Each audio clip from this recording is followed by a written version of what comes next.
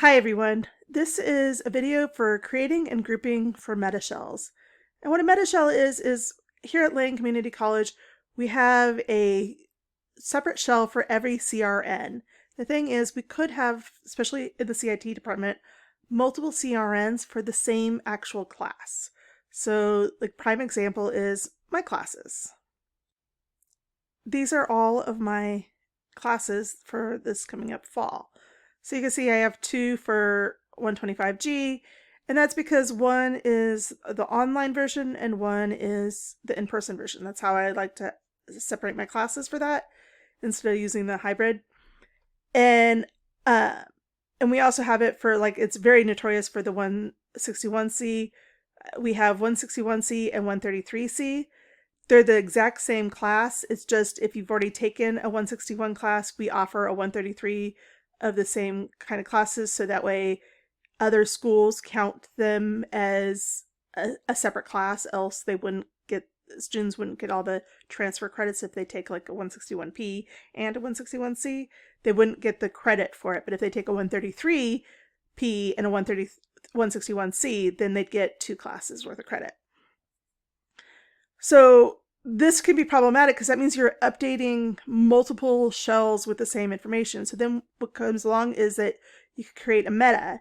And to create a meta, all you have to do is give this information, like the course name and the CRN number, to the ATC department. And what I suggest doing is like copying this link and then creating a new email and send the email to the Academic Technology Center, or ATC, at lanecc.edu. That's who you want to send it to. And don't mind my formatting here, but basically I suggest pasting each one of those links in here.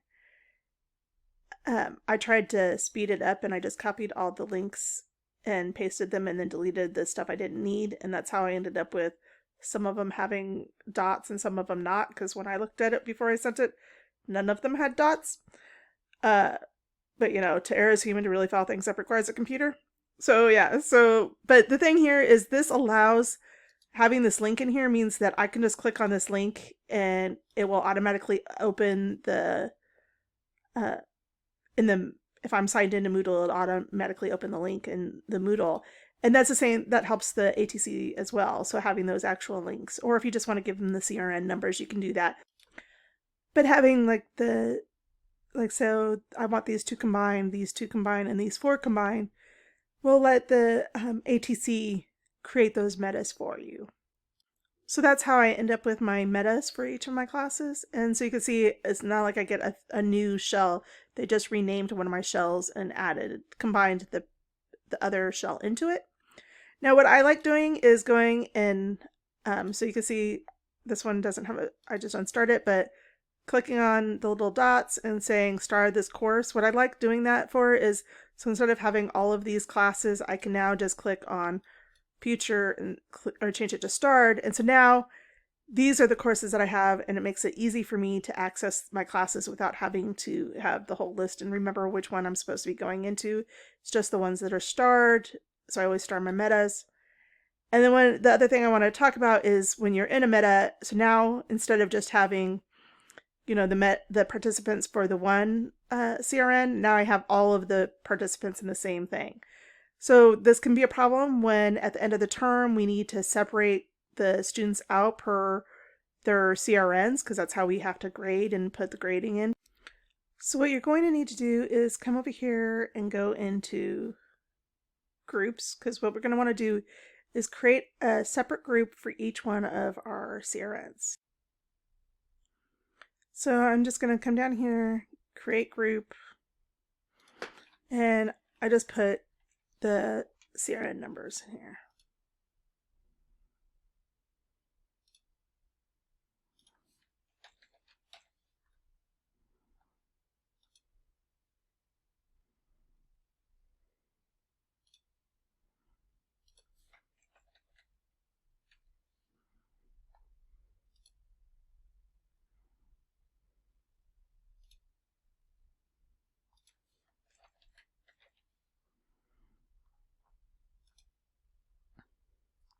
So you can see I have my 4 groups, and then what I'm going to do is switch over to enrollment methods.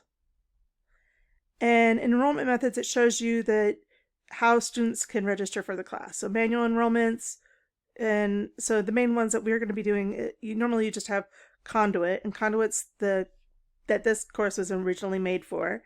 And then these are the metas, the ones that were added to the class, right? So what we're going to do is click on the little cogwheel and the edit button, and you say, and it gives you an option to add to group. So this is 21172. So I'm going to save changes. So I'll do this for each one of the metas. This is 2177. And then this is 49.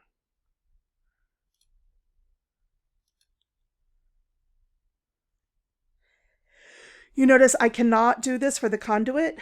So basically the other one, the 21176, is the group that's going to not have anything. So then if I go back to groups, you'll see that each one of the classes that I added to, 13, 2, and 2, show the students that are in those specific classes. And this is also listed out on the participants page. If you just click on it, I don't want to show the students because of FERPA. I don't want to have their actual names out there. But just so you can see that it does separate the students into those groups. The one that for 2776, they're just going to say they're not grouped. You can manually go and add them to it. But what I found is I just need to have the other one separated out, so that way when I go at the end of the term, I can easily group them up and have it displayed for that. Unfortunately, when you go to export your grades at the end of the term, you can't easily